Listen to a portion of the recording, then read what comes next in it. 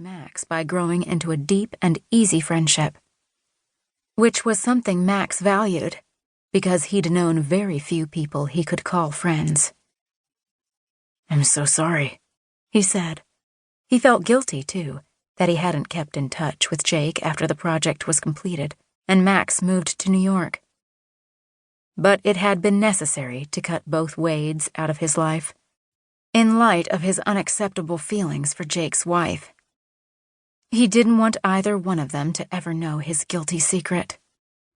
"He was one of the best men I've ever had the privilege to know. A true hero."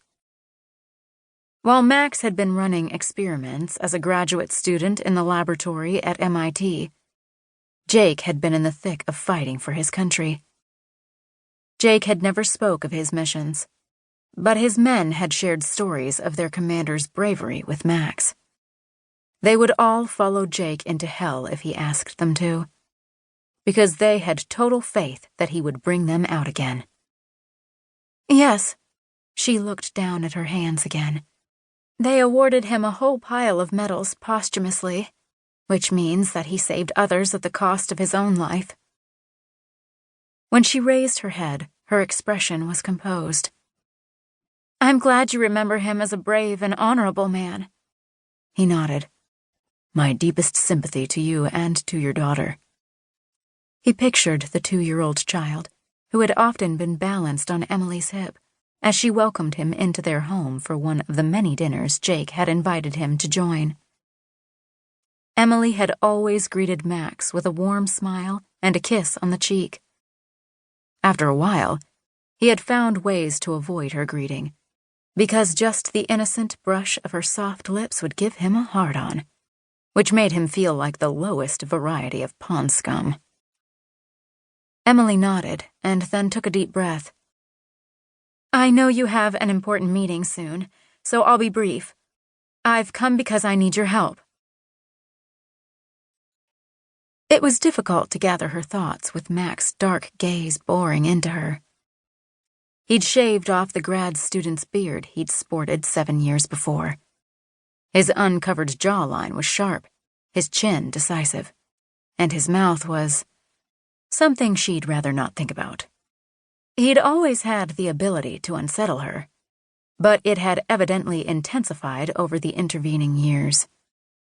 Of course, he'd gone from being a newly minted PhD to the increasingly successful CEO of V-Chem Industries. He wore power and wealth with the same ease that he wore his dark gray suit and silver tie. If that wasn't enough to intimidate her, the size of his office was. Vast stretches of thick carpeting separated a huge, sleek desk loaded with computer monitors from a conference table that seated 8, and from the conversation area where she now sat, holding on to her precarious courage with both hands. But approaching Max was her last hope for the children and the dogs, so she needed to focus. She straightened her spine, the way Jake would when he came to attention. "I'm the director of Carver Center, which is an after-school program for disadvantaged kids, ages 8 through 13, in South Harlem.